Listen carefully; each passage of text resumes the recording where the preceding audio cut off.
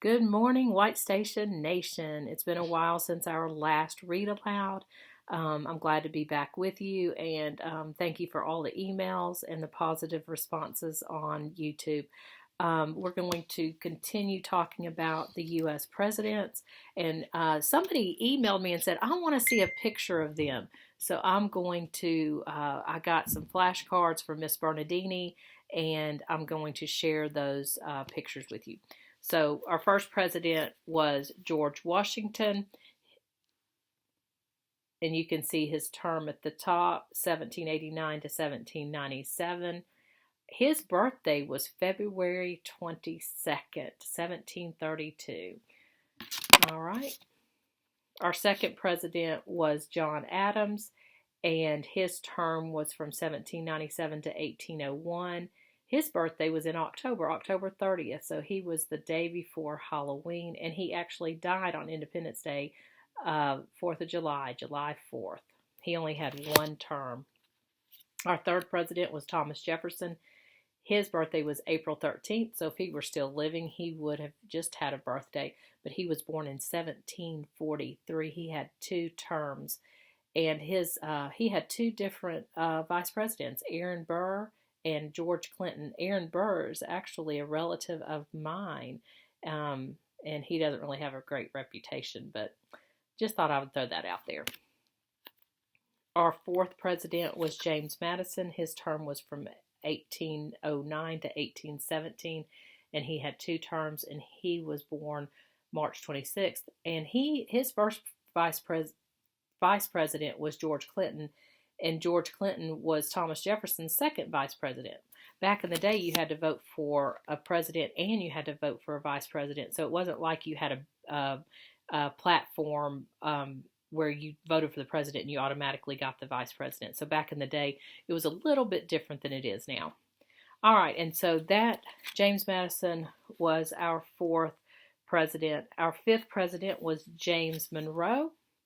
He served two terms, and his terms were from 1817 to 1825, and his birthday was April 28th, so his birthday actually would be in about 6 days. That was my stepmother's birthday as well. So this was James Monroe. And like I said last time, if you went to downtown Memphis, or if you've gone down there, you can see the first few presidents in order, their street names down there. And in a town my mother grew up in, Amarillo, Texas, all the streets downtown are named after presidents, so, and in order. So it helps kind of, you can memorize the first few presidents of the United States. In Amarillo, it was like the first 18 presidents. There were streets in order for that. So I want you to think about our next president of the United States, our seventh president of the United States, and at the end we will discuss it. We've also talked about the states and the capitals, and we've been talking about the states in order alphabetically. Alabama, and the capital was, or is, Montgomery. Alaska, the capital is Juneau. Arizona, the capital is Phoenix. Arkansas, the capital is Little Rock. California, the capital is Sacramento. Colorado, the capital is Denver. And I did not know this, but it was in Trivia Crack yesterday when I was doing it. There are like 4 states that have Denver as city names. So Denver is not only the capital of Colorado, but it's also the name of cities in 4 other states. See if you can find out which states Denver is a city. And our next one is Connecticut. Connecticut. What is the capital of Connecticut? At the end, I'll talk to you about that. I want to give a shout out this week to Caden and to Madison. I heard they've been following me on YouTube and been listening to the stories, and so I wanted to give you a shout out. I know I've been giving shout outs to Emily and Lily, but I wanted to give shout outs to Caden and Madison this time. All right, so this is going to lead us into our read aloud for nursery rhymes, Mother Goose nursery rhymes, and let me find Let me find a couple that we have not talked about yet. So this is called The Winds. Mr. East gave a feast. Mr. North laid the cloth. Mr. West did his best. Mr. South burned his mouth, eating cold potatoes. That is funny. Put it to a little bit of a rhythm, and you could do jump rope rhyme. And then here's one that you might have done when you were a teeny tiny baby, and you may not even remember it. It's called Clap Handies. Clap, clap handies, mammies we aim. Clap, clap handies, daddy's coming home. Hame till his bonny wee bit laddie. Clap, clap handies, my wee aim. So that actually comes from Scotland. So that was a Scotland nursery rhyme originally. So you can see that the language is a little bit different and a little bit archaic. All right, so that leads us into our picture book. I'm going to read you one of my favorite picture books, and it's called Aunt Nancy and Old Man Trouble. It's by Phyllis Root, and it's illustrated by David Parkins. It is, you might have heard of Anansi the spider. Anansi the spider is the same character in Africa as Aunt Nancy is in America, and there's a few other of these same characters. The dedication and copyright. The copyright is 1996, and it's the author says for Laurel, whose music keeps old man trouble away. That's good. And the illustrator says for Mum, who knows old man trouble so well. And here is the title page.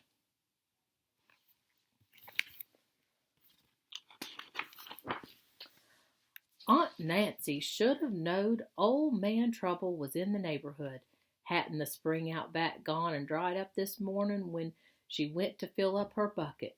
And when she bent over the spring hole to see what had happened to the water, didn't her good luck three-legged wooden buffalo nickel fall right out of her pocket, bloop, into the hole, and no way to fetch it out again? Here was the sun barely poking up in the sky, and already bad luck was hopping around like rabbits at a family reunion.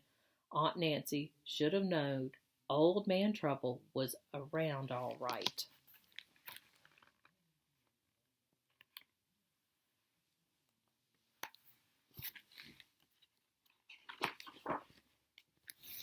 But she didn't. When there came a knocking and a thump at the door, what did she do but open it? And there stood old man Trouble. He was dressed in a long black coat, tall black hat, and shiny black shoes. He was swinging a silver-headed walking stick, and his pointy white teeth gleamed in his pointy black beard. "Good day to you, ma'am," said old man Trouble, sliding one of those shiny black shoes into the doorway.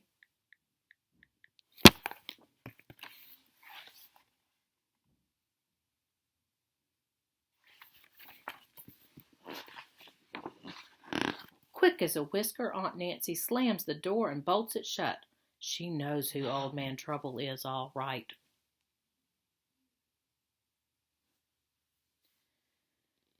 And no way is she going to let him in. "No, ma'am," says old man Trouble from the other side of the door. "You know it ain't no use to try to keep me out. Bolt your doors and windows shut. I'll just drift down your chimney.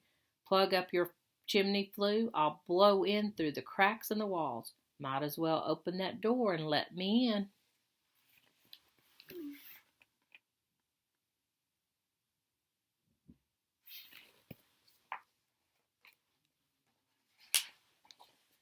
Old man Trouble keeps knocking on the door.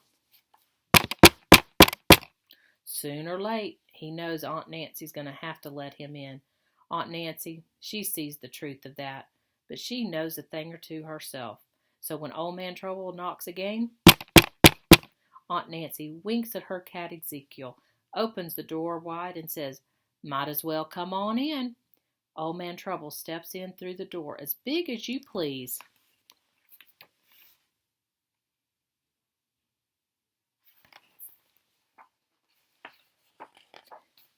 Ezekiel takes one look and he hisses and howls and shoots out the door faster than a firecracker on the 4th of July. Fast as he is, Ezekiel isn't fast enough. The door nips shut on his tail and he lights off for the nearest tree, yowling and howling. That's the kind of things that happen when Old Man Trouble's come around.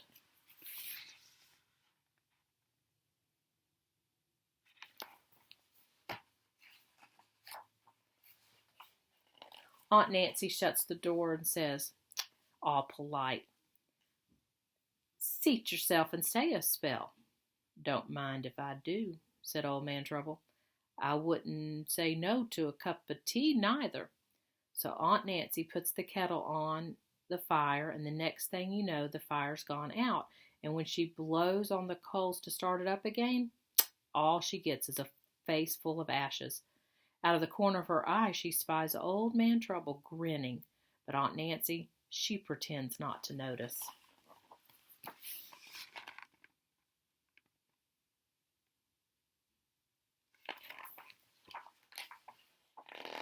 "Well, now, here's a blessing," says Aunt Nancy. "The fire's gone out, and a good thing, too. A hot day like this. I'll just get you a nice cool glass of water. There's a drop or two left in the bucket." Aunt Nancy reaches for a glass of water, and don't that glass just kind of jump sideways out of her fingers, splash water down her front, and crash in a million pieces on the floor. Old Man Trouble still grinning through his beard, but Aunt Nancy, she makes like she don't see him.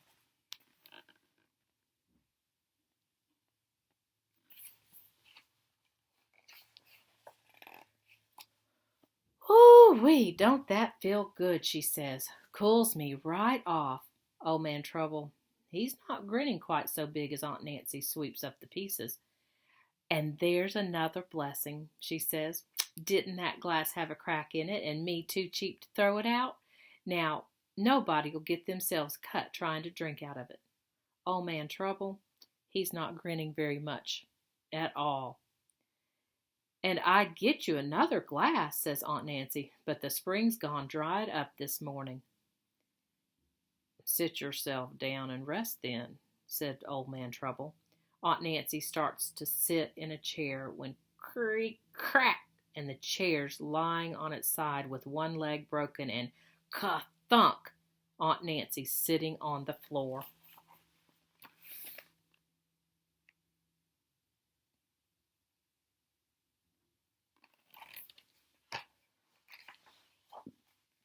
"Now, ain't that a mercy?"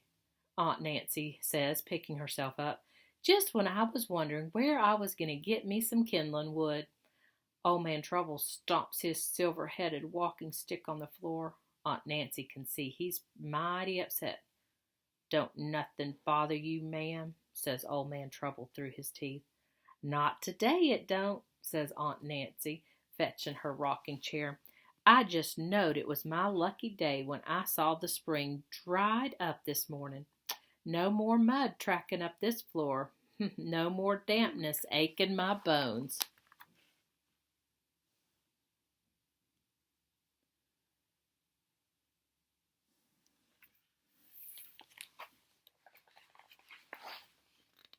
Old Man Trouble starts to grin again.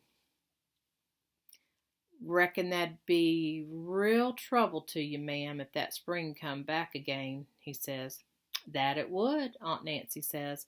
"But being as this is my lucky day, I'm not worried. You brought me nothing but good luck, and I thank you kindly." "I'd better be getting along then," says Old Man Trouble. Aunt Nancy sees him to the door. "Come a dig in," she says, all polite. "Oh, I will," says Old Man Trouble, stepping aside. "Yes, ma'am," he says. "Do you hear water running somewhere?" Aunt Nancy shakes her head. "Don't hear a thing," she says. Old Man Trouble grins so hard his face is about to split.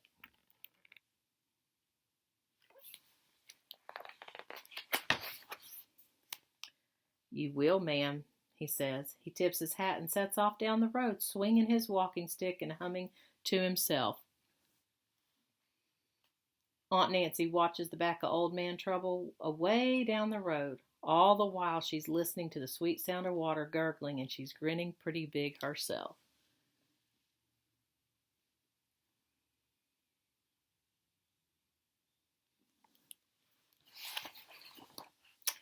Come on down, Cat, she says to Ezekiel up in his tree. You and me can sit a spell and rest a spell. Aunt Nancy, she figures she's earned it.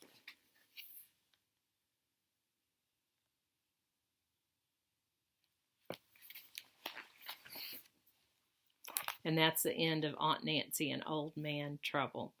So, we were talking about the presidents of the United States, and I asked you about Andrew Jackson. He is the 7th president of the United States, and his term was from 1829 to 1837. Andrew Jackson.